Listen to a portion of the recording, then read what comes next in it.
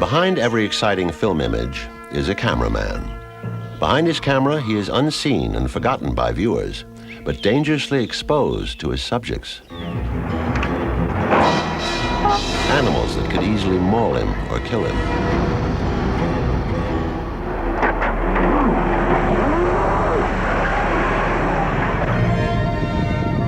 Cataclysms of nature that could swallow him up.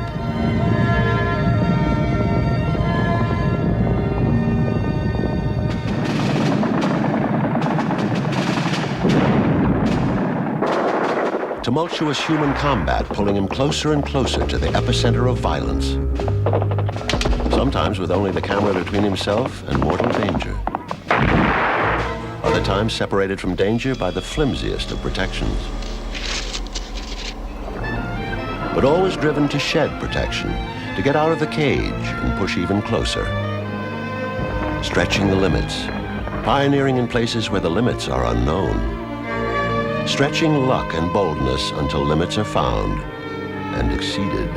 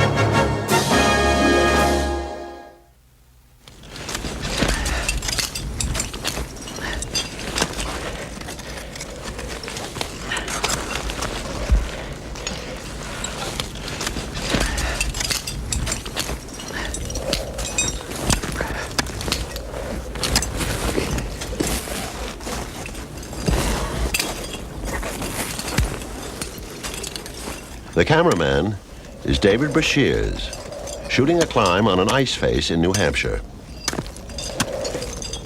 Action. Just watch your left leg on my... To do it right, Brashears must climb as well or better than the climber. Keep going. While the climber thinks about climbing, Brashears thinks about climbing and shooting. About camera position, angles, focus, and changing light. About storytelling, lenses, equipment. He thinks ahead and climbs ahead.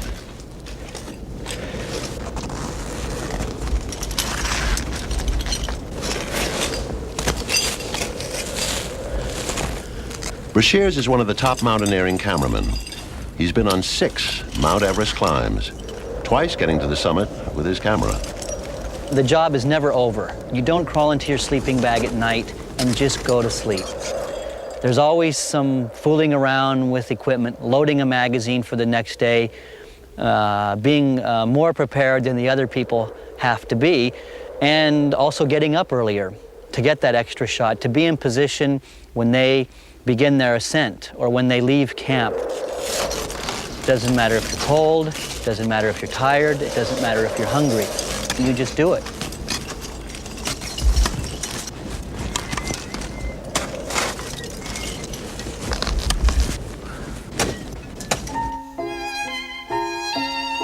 By the 1920s, cameramen were traveling to exotic and faraway places to film wildlife and adventure. And one of the most spectacular locations was Africa. Americans at home had never seen such images as these. They were thrilled by them. This was the golden age of photographic exploration.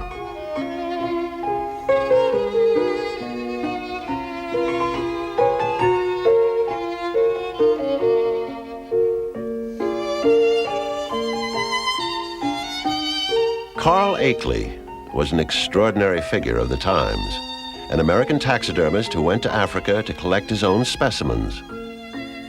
Trying to shoot a leopard, he only wounded it. It counterattacked, and he managed to kill it with his bare hands. Akeley's insistence on recording accurate details for his taxidermy led him to photography, and his frustration in filming fast-moving African scenes led him to invent a better camera for action photography. The distinctive, rounded Akeley camera revolutionized nature photography and was also used to film newsreels, combat in World War I, and Hollywood movies. In Africa, Akeley joined forces at times with the celebrity filmmaking couple Martin and Osa Johnson. As filmmakers, the Johnsons were less interested in documentation than sensational entertainment. They raced about Africa in elaborate photo safaris, seeking thrills and narrow escapes, heightening their adventures when necessary with deceptive film editing or staging, occasionally lapsing into antics that, seen today, seem like satire of a very bygone era.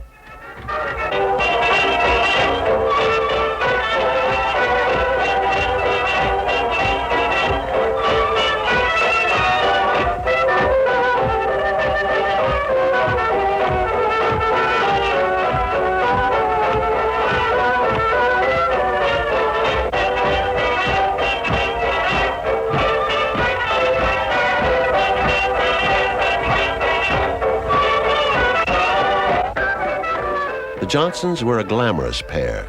Martin was an all-American guy from a small town in Kansas who started out as a cook for Jack London. Osa was a singer who'd never been anywhere until Martin carried her off to a life summed up in the title of her autobiography, I Married Adventure.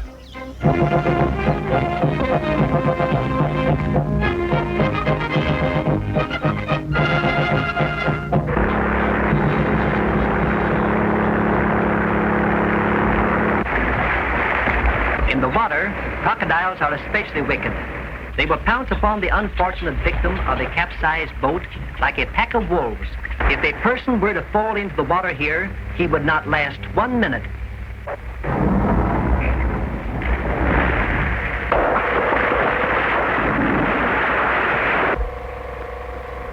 We begin to feel uneasy, lest one might charge the boat. And this surly monster does, almost upsetting us.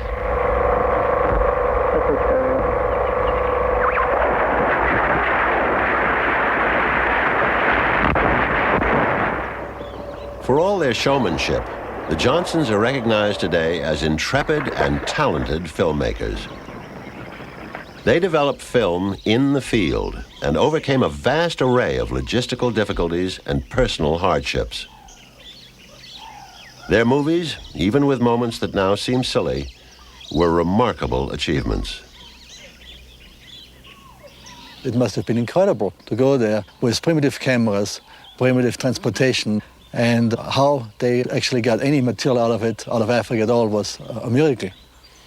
My first trip. Wolfgang Bayer, who's photographed wildlife in all sorts of conditions all over the world.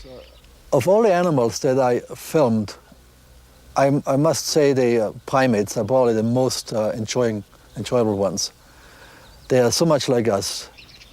Like the orangutans, we had to climb 150 feet tall trees in Borneo in order to go up in their environment. Everything else before has been filmed from the ground up. We wanted to go back, and we brought mountain climbing gear, and we went up into the trees, and all of a sudden we were face to face with the orangutans. Then they came over and they climbed up and down on our rope. They were right above us. They peed on us. You know, I'm looking up there, and what are you going to do? You hang. You're totally helpless, and some orangutan decides to pee on you. Then all you can do is just keep your head low and hope he doesn't do it too long. And we were hanging up at 150 feet on the ropes, which actually came up over a branch, and we tied the rope off down on the bottom on a different tree. And we will be filming up there, and we look down, all of a sudden there's an orangutan trying to untie our rope on the very bottom. And it's not a very good feeling, and we of course had to try to shout and throw things down and then get down as fast as we can to chase him away. Looking through a camera when filming wildlife or anything that could be potentially dangerous, it puts a barrier between you. It's almost like watching television and you don't realize that danger could be just feet away from you. I was filming and I got in the middle of a fight, and I just was an innocent bystander. But a female came by at full speed, and she just grabbed my hand and bit me and drew quite a lot of blood. The only weapon I had along was my camera, which is a $50,000 piece of equipment. But in a case like this, I used it and started to hit the chimps over the head with my camera and get out back in the water where I was supposed to be. Chasing animals, over the years I've been bitten, scratched, attacked, and otherwise mutilated by coyotes, cougars, leopards, jaguars, baboons, chimpanzees, and of course numerous little creatures. Luckily nothing really poisonous. Nature and the animals give me so much enjoyment that, what the hell, a few bites and a few diseases and a few injuries here and there, not gonna kill me. You go out on these films and you're with very professional people who really stay out of trouble. And of course, part of the fun for an audience is to see how people handle trouble. Filming on Alaska's Yukon River, Jim Lipscomb came up against a conflict familiar to action cameramen. Things were too safe. The Yukon raftsmen navigated smoothly past all perils, and Lipscomb was filming an uneventful trip. But then they came to Five Finger Rapids, and suddenly they were losing control. It was a sort of a funny, perverse pleasure as I realized as the raft was swinging out and swinging out and swinging out, I could line up the shore behind it and I could see they weren't going to miss it. Looking pretty bad, boys. Yeah. So I realized, oh boy, these guys are into it at last. They really got themselves in trouble, and I'm so glad. And then I thought, but I'm with them. Watch the logs. And that 10-ton raft stopped with the loudest noise I think I've ever heard in my life.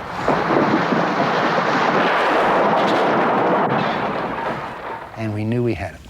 And we had it with 3 cameras going. So it made a marvelous scene in the film.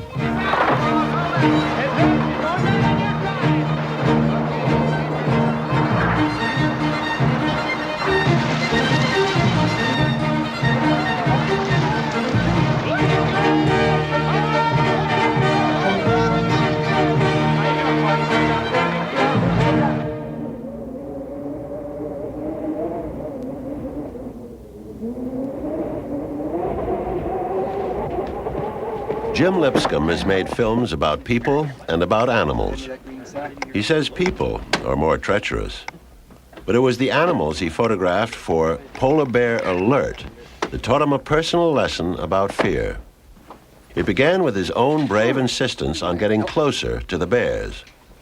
When he decided against filming as planned from the safety of a vehicle called a tundra buggy, his guides started getting anxious. And so I said to the guide, we're going to have to get outside of that tundra buggy in order to film. He left his hammer. And he said, well, I can't let you outside the tundra buggy if the polar bear is closer than 60 to 80 feet because they're very unpredictable animals. You don't know what they're going to do, and they can get to you in 3 bounds and then look you over. And by the time they get finished looking you over, you're going to be dead. And I don't want any National Geographic photographer dead in my tundra buggy. So we said, okay, we'll build a cage. Yes, please. Lots. I didn't think when I got out there in the cage that I was going to feel any particular fear or that I was in any risk. And I thought I was going to be very calm.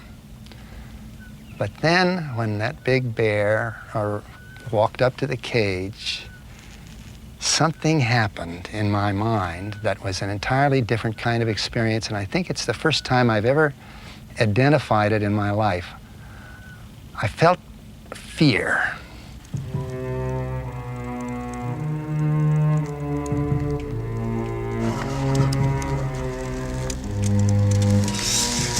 Oh boy. Oh boy. I was breathing hard and I was trying not to tremble because I wanted to hold that camera still. The polar bear came right up and licked the lens. You wanted to see what this thing tasted like.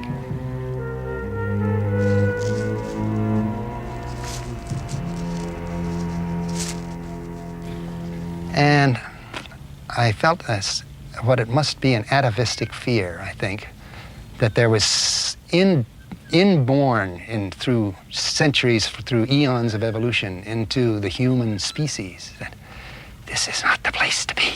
You gotta get out of here. This thing is gonna get you. I was just a tremble with the sense of fear of that thing, knowing all the time that I was presumably safe. There's a tremendous charge of adrenaline and excitement coming through to you. And you're thrilled to be there and to be experiencing it. I don't know that it's addicting because in retrospect, after you think about it, you think, well, that was a high I maybe just don't need anymore. I don't need that one again, you know? In 1914, motion picture photography reached into a new realm, underwater. John Williamson, a cartoonist and photographer for a Virginia newspaper, had a showman's ingenuity and a father who'd built a 30-foot flexible steel tube designed for underwater salvage work. Williamson climbed down into the tube.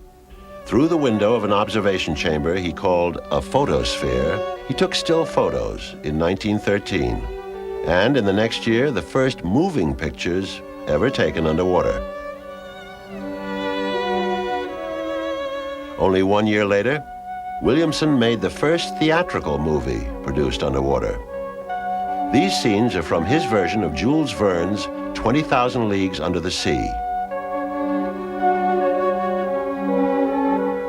Audiences were fascinated by these images. Others were fascinated by the Williamson photosphere itself. The eminent Alexander Graham Bell, inventor of the telephone, visited in 1922 and spent a half hour peering through the underwater window. Williamson emphasized the safety and dryness of the device by taking his wife and baby daughter below.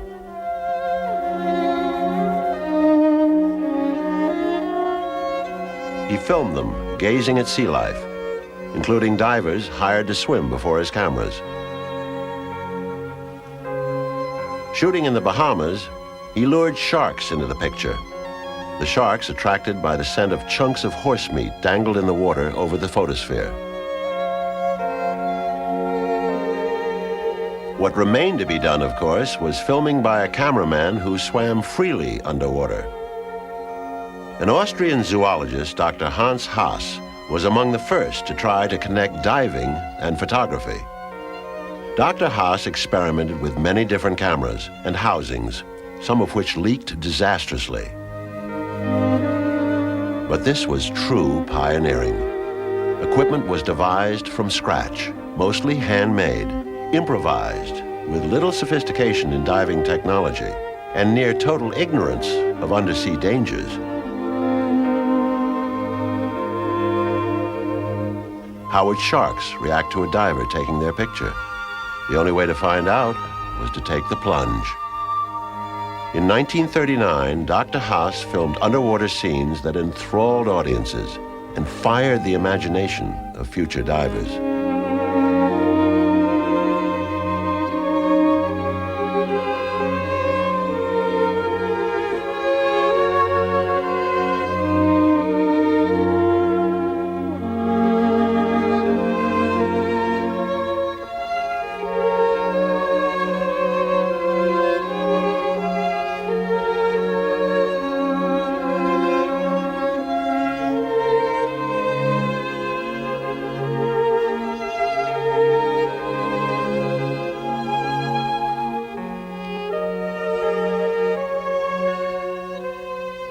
Haas first went in the water with his little wind-up 16mm camera and started to press, 6, 8 foot, 10-foot sharks in the Mediterranean. No one had ever done it before. So he was not only using new techniques and worried about the bends and an embolism and this and that, but he was also the first to ever engage those animals. So today we know that most of them are approachable. Those guys, those early people, Haas, Cousteau, hadn't a clue that was going to be the case. Very bold first efforts, very exciting. Al Giddings has shot countless ocean documentaries and the underwater segments of features including James Bond movies and The Deep. Doing so, he's amassed a vast library of underwater footage. But he's best known for his work with great white sharks, shooting them at first from inside a protective cage, later going outside the cage.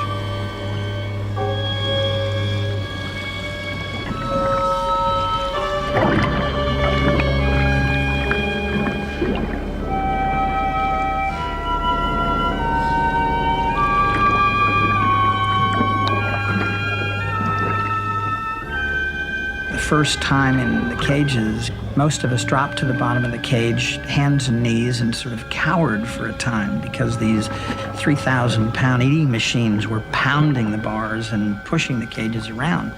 Today, I know that if you maintain good eye contact, you're fairly aggressive, and on the bottom, you can get out of the cage, and I have, and really fend a 2,000 or 3,000-pound great white away.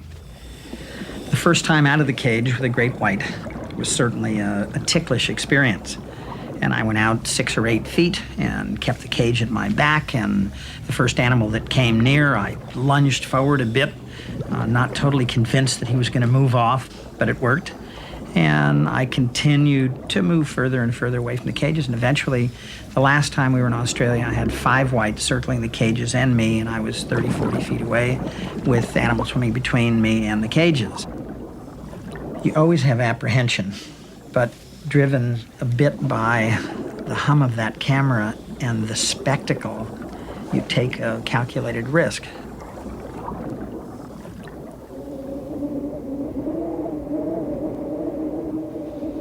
Giddings has taken his chances not only with the ocean's most fearsome creatures, but also with its most formidable places, like the hypnotically beautiful but perilous waters beneath the thick ice at the North and South Poles. Diving the North Pole, and for that matter, Antarctica, I think represents the toughest diving that I've done anywhere in the world.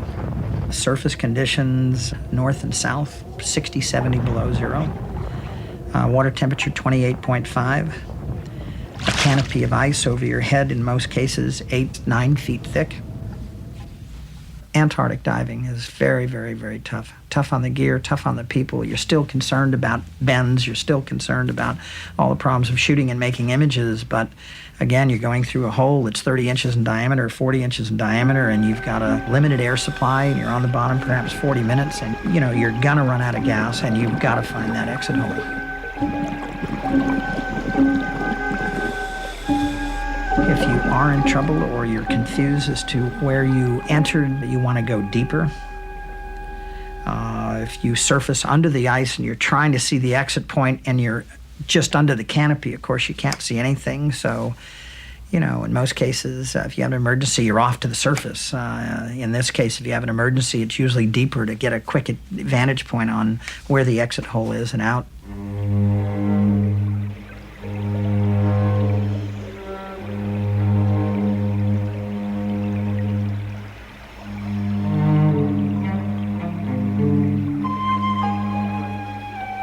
Arctic diving is also some of the most beautiful diving that I've done.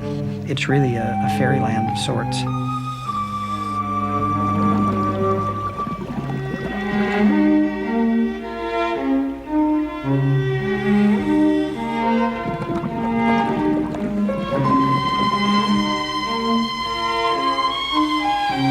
You have to be gutsy, and you have to be motivated. The best ones are driven. They want to excel. They want to come back with images the likes of which no one's ever seen before.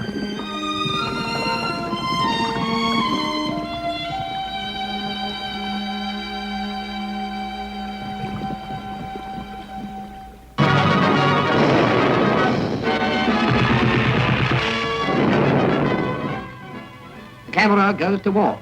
Each day it records the courage and heroism of our troops in battle. But rarely do you see the camera and the men behind it, who risk those same dangers to send back their stories and pictures. This is Cameramen at War, made during World War II, but with an admiring salute to the filmmakers of World War I. In the last war, they set up their cameras 60 yards from the German front line. The man in the tin hat and bow tie is D.W. Griffiths, responsible for that silent epic, The Birth of a Nation. Their get-up may look a bit odd now, but they thrilled the audiences of their day with the first shots of a tank going into action. In World War II, top filmmakers, including John Ford, John Huston, William Wyler, and Frank Capra, produced war documentaries working in Hollywood with battle footage shot by military and civilian cameramen. Meet Jack Ramsden of Movieturn. His assignment is a daylight raid over occupied Europe. His main care is his camera. It's carefully and accurately fitted to the door of a flying fortress. It's covered with an electric blanket to prevent the motor freezing up. Every precaution is taken to ensure you're seeing good pictures if the cameraman gets back. All set now except for his oxygen mask and heavy gloves, not easy to work in, but necessary at these terrific heights if he's to get pictures like bombs gone, Paramount's Jim Wright in another fortress takes up where the bomb aimer leaves off. They're over an Italian cove, pattern bombing it for enemy submarines. Wouldn't you think his fingers would tremble with excitement? The picture's as steady as a rock.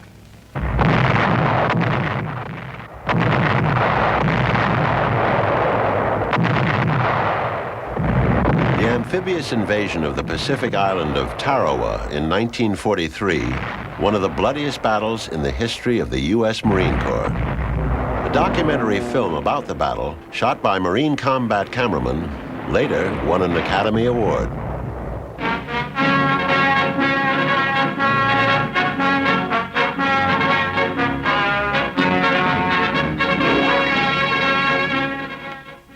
This is the Army-Navy Screen Magazine Cutting Room, where combat film taken by Army, Navy, and Marine cameramen comes in from battlefronts all over the world. The Marine Staff Sergeant with the Expert Medal is 22-year-old Norman Hatch from Boston, Massachusetts. Sergeant Hatch went in with the first wave on the landing at Tarawa, armed with a pistol and a hand camera, and brought back a film record of the fighting on that island that looks as though it had been taken through a front-line gun sight. Let me see that a second. You know, that's the best brand of combat film I've ever seen. Hey, that's okay. When an Army man says that to a Marine brother, he means it. Oh, just luck. Push them off. This was their whole philosophy. Today, Norm Hatch has vivid memories of hitting the beach at Tarawa with other Marine cameramen who had no idea what a fierce battle they were walking into. They didn't know they'd have the extraordinary opportunity of seeing the enemy from so close that both sides in the fighting would be shown in the same frames of film. They didn't know that, despite their training, combat photography was something they'd have to learn as they went along. When we went in on Tarawa, the only experience that anybody had had in the Marine Corps doing a war story on film was Guadalcanal, and that was almost nothing at all. And so consequently, when we got ready to go, it was sort of like an improv situation, you know? Everybody makes it up on his own.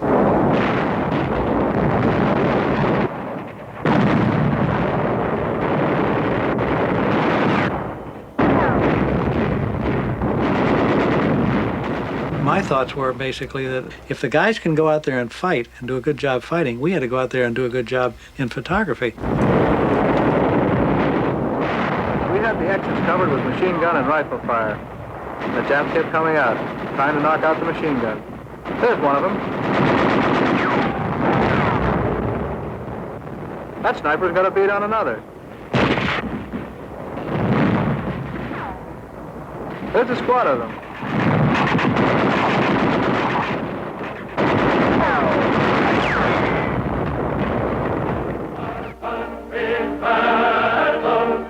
A lot of good guys from the outfit weren't there anymore. I'm glad I got these pictures, because when you remember the roaches you've been fighting and the things they represented, and when you saw the flag go up and remembered the freedoms that flag stood for, you knew you were in on a good thing. In 14 days, Vietnam, a different war and a different breed of cameraman. Cameraman Norman Lloyd, on assignment for CBS News, filmed and recorded these scenes when Bravo Company moved into a large communist bunker complex 6 miles north of the Vietnamese border. The main enemy force had apparently pulled out, but a rear guard element was left behind to slow down the American advance.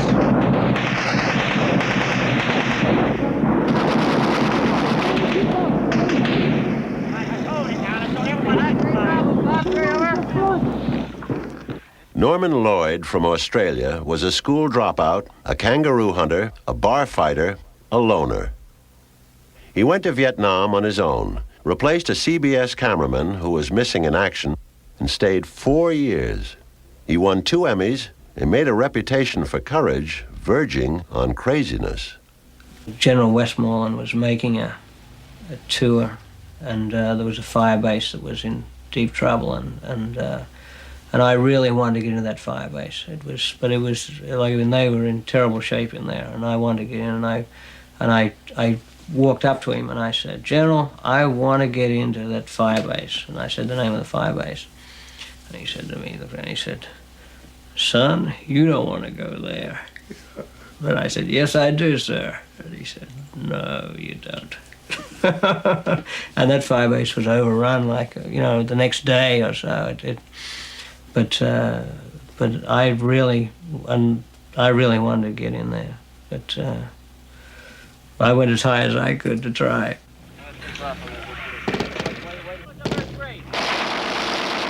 There was a lot of competition between the 3 networks for bang-bang footage. It was very important to get bang-bang footage. It was action. It was what they really wanted. The pressure coming from New York, there was a lot of pressure on people, on correspondents, on crews, if someone wasn't getting the story. And this led to deaths where people would do silly things because of the pressure on them, and they'd go out and they'd get killed, and this definitely happened, and other people were killed with them because of the pressure. Norman Lloyd's countryman, Neil Davis, reported and filmed combat in Southeast Asia for 11 years. He was a legend among Vietnam cameramen, a master at covering combat. I would always try and go to the extreme front line because that's where the best film is. You can't get the spontaneity of action if you're not there. You can't get it if you're 100 meters behind the soldiers trying to get it with a telephoto lens. You don't see the faces, the expressions on their faces. You don't see the compassion that they may show for their wounded comrades, or their enemy for that matter.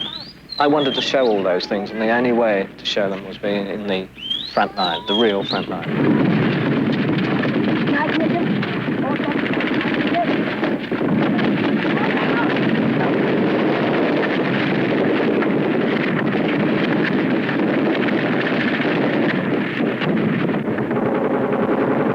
And the idea is, for a news cameraman, get the film and keep it rolling no matter what happens. When Saigon fell, Neil Davis was there, filming the panicked attempt to escape the bloodbath expected when the North Vietnamese recaptured the city. Most camera crews departed in the helicopters lifting off from the U.S. Embassy, helicopters that were later dumped into the sea to make room on aircraft carrier flight decks.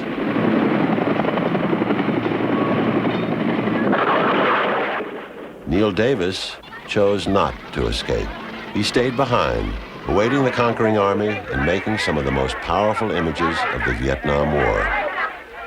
I didn't believe that there was a great danger as long as it survived the first few minutes of the communist occupation, where it's always very dicey, where there might be flare-ups and fighting immediately. Most people had left the streets. The civilian population had gone inside their houses and waited. I had decided the presidential palace was the place to be. And I went there alone and waited for them. And I thought I wasn't going to miss this end to the story. I had a moment's hesitation as the tank was approaching and the tank column was approaching, because they fired a few times to let people know they were about, I think, and crashed through that gate.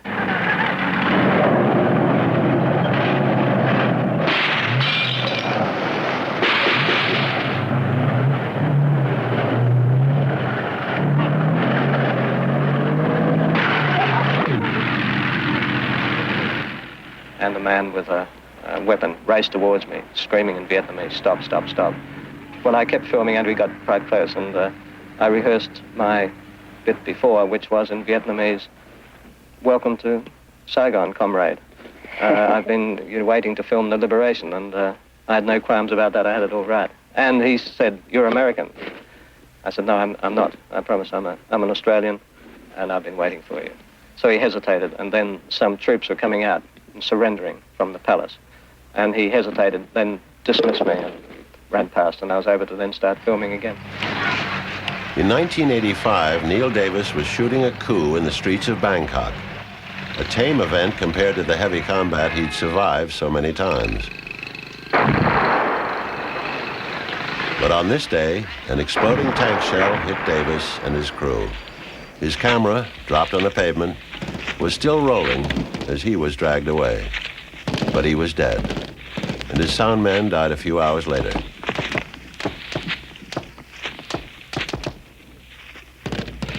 Neil Davis was a guy that really had seen it all.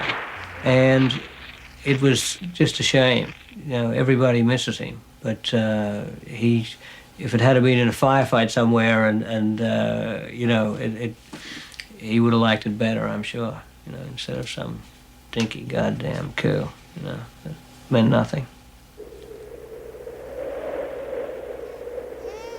After you see so many people get killed, after you see so many civilians get killed, after you see so many children get killed, you go a little insane. And I used to drink all the time. I thought of suicide a lot. You know. The only reason that I really didn't do it was I really didn't want to hurt my mother. You know.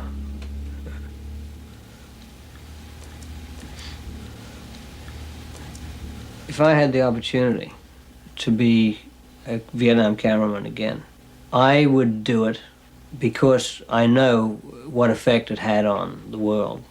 It's taken years for me to get myself back together. But I'd do it again because I know that people have got to see what war is and what it means and the futility of it. Mount Everest, a symbol of towering, irresistible challenge. Its grandeur has always inspired awe and noble effort. But Everest is also a killer. Over 80 climbers have died on it. Many more have come down broken and defeated. The summit was first reached in 1953, and then by a second expedition before an American team tried it in 1963.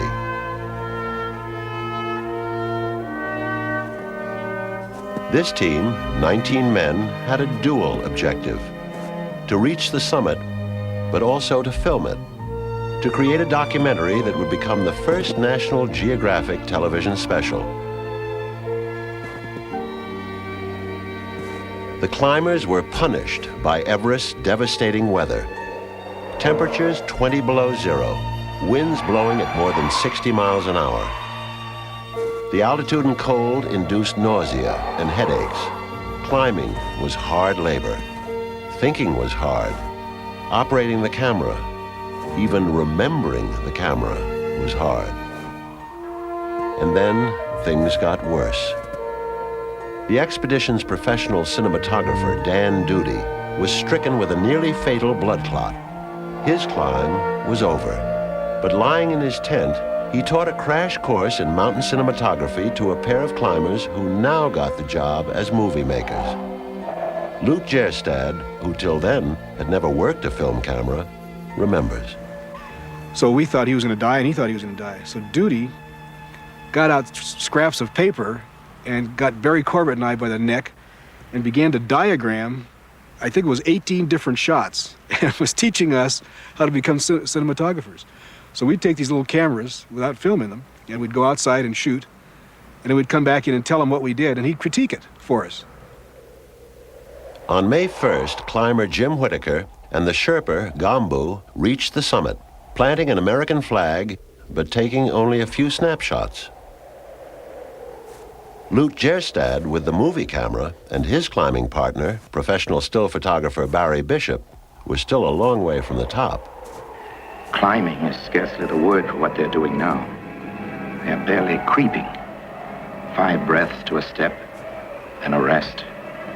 Then more steps, more breaths. Bodies aching, minds numb. Even with their flow of oxygen, they can barely breathe. They can barely move their leaden feet. But still they do move. You become so single-minded, the rest of the world is just gone. Nothing matters anymore. I am going to get there if I have to crawl. So you just keep putting one foot in front of the other and breathing as well as you can and trying to stay as warm as you can. On the morning of May 22nd, they launched the final push. As alone as 2 human beings can be on the face of the earth.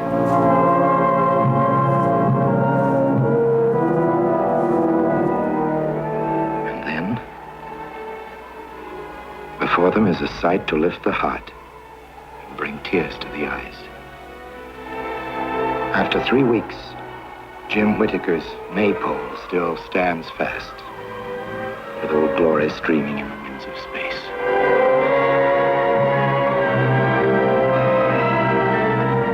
These are the first moving pictures ever taken from the summit of Everest.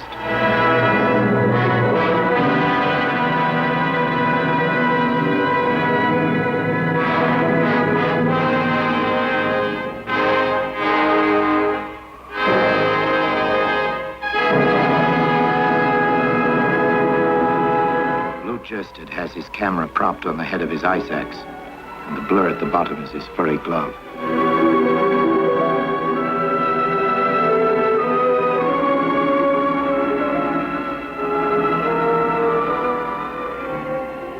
Now a blast of wind strikes the earth, quakes, Lute almost falls, then steadies himself and completes his panorama. They have won their victory. They are filled with a great surge of joy and gratitude. We probably spent 45 minutes to an hour on top, and all that was taken up by filming, really. And filming that long, certainly you pay a price for it, and Barry's price was that he lost parts of both little fingers and his 4th finger. And then in the bivouac that night, as a result of that, he lost all 10 of his toes and part of his foot bone, and both feet.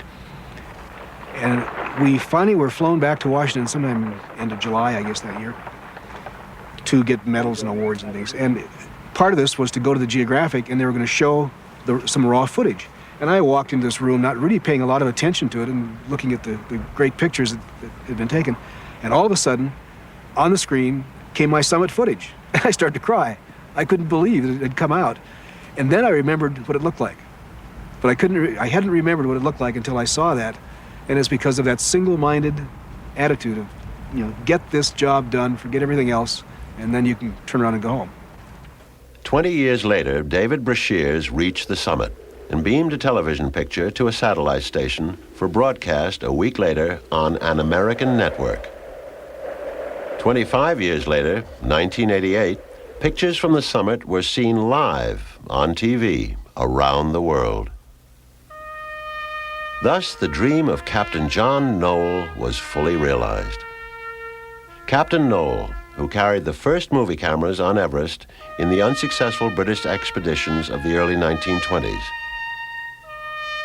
His film continues to amaze mountaineering cameramen, not only for its clarity and coverage, but also his pioneering ordeal.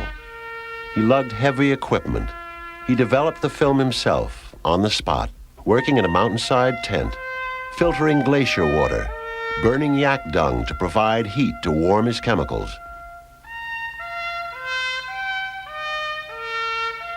He worked on his own, getting little cooperation from other climbers who resented his presence, regarding his camera as a vulgar intrusion on the purity of their sportsmanship.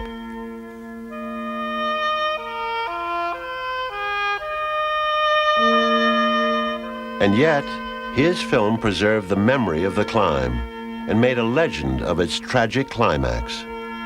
Climbers George Mallory and Andrew Irvine struggling to within 600 feet of the summit before disappearing forever. Noel and the others, watching through telescopes, then waiting anxiously as a search party led by N.E. Odell went up.